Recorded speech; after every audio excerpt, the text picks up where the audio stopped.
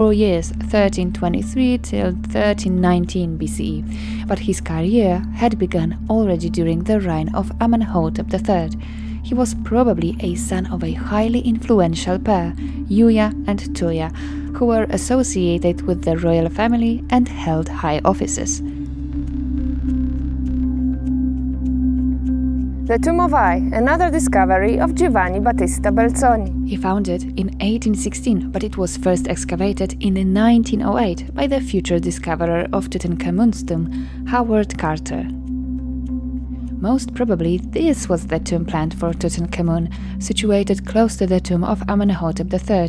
It was to convey the message that the Amarna heresy has been irrevocably abandoned.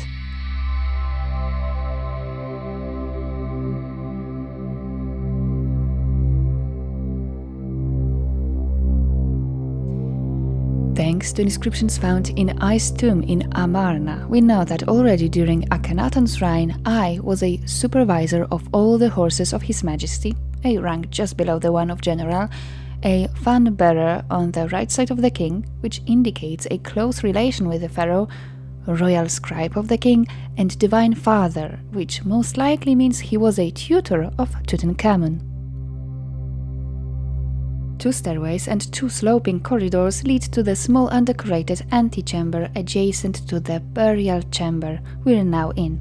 It's almost 6.5 meters long and 9 meters wide.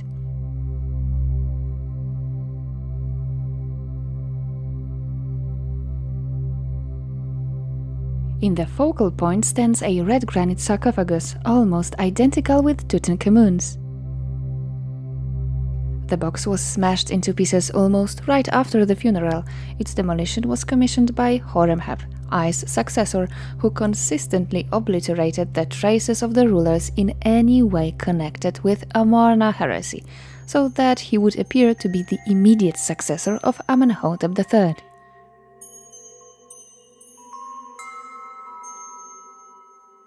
The lid luckily was found intact under debris, standing upside down against the wall. 2 longer sides display winged discs, symbol of Horus, protector of kings. The corners of the sarcophagus are adorned exactly with the same 4 protective female deities as in Tutankhamun's tomb: Isis, Nephthys, Neith, and the scorpion goddess Serket.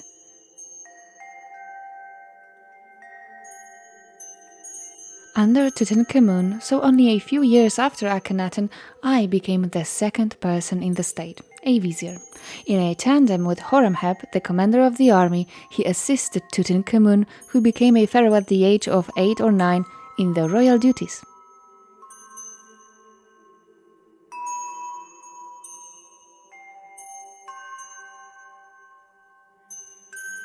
I's succession to the throne is not entirely clear. Some sources say that despite his old age, I was appointed the next pharaoh due to the title given by Tutankhamun, eldest son of the king.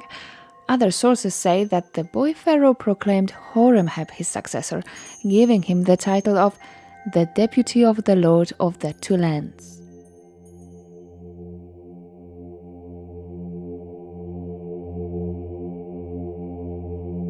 The south wall features scenes and hieroglyphic texts from the Book of the Dead. It shows 2 divine barks of Ra used during his journey.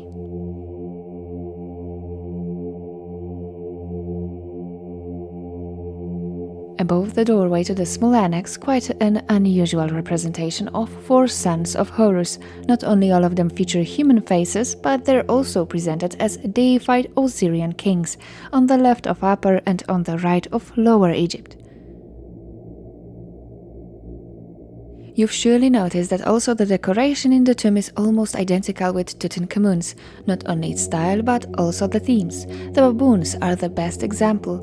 They're from the Book of the Hidden Chamber, which tells us about Re's journey during the 12 night hours.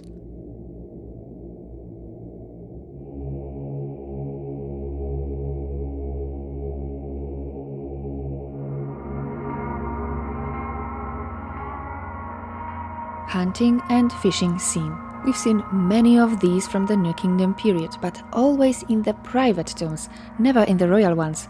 It's unknown why this scene was chosen for the king's tomb, probably because of its symbolic meaning.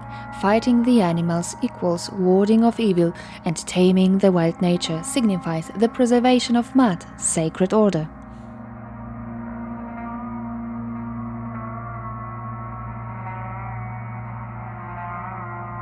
The deceased with Osiris. Indeed, scenes in the tomb were correctly executed, the colors were properly used, but the artistic quality isn't at its best. Just please take a look at the nose of the god of the underworld.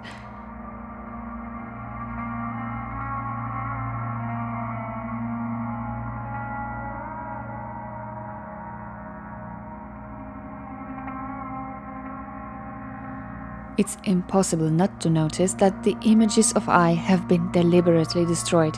Here, Hathor, representation of royal Ka, and goddess Nut are nicely preserved, whereas the face as well as dress of the tomb's owner are completely gone. This is also the work of Horemheb. Horemheb was the last ruler of the 18th dynasty. As commander of the Egyptian army, he presumably seized power by force after Eye's death. Perhaps he married the last surviving member of the royal family, Tutankhamun's widow, Ankhesenamun, of course against her will as he was of common birth. We know that she tried to save the dynasty by seeking to marry the Hittite prince Zananza, who was probably killed by Horemheb on his way to Egypt, as Horemheb certainly didn't want to serve under the Hittite pharaoh. He built his career by fighting the Hittites to maintain Egyptian territories in Syria.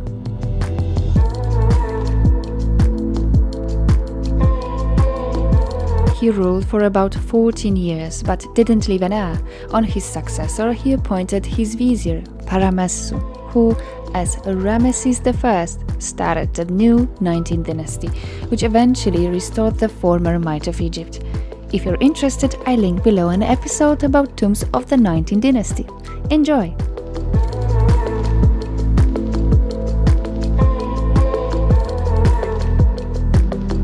Thank you for watching. If you haven't subscribed to my channel yet, please tap the subscribe button and let my channel grow by liking, commenting and sharing my content with your friends. Would you like to see more? Check out my playlists from Egypt, Turkey and Greece, links in the description. And see you on another ancient site.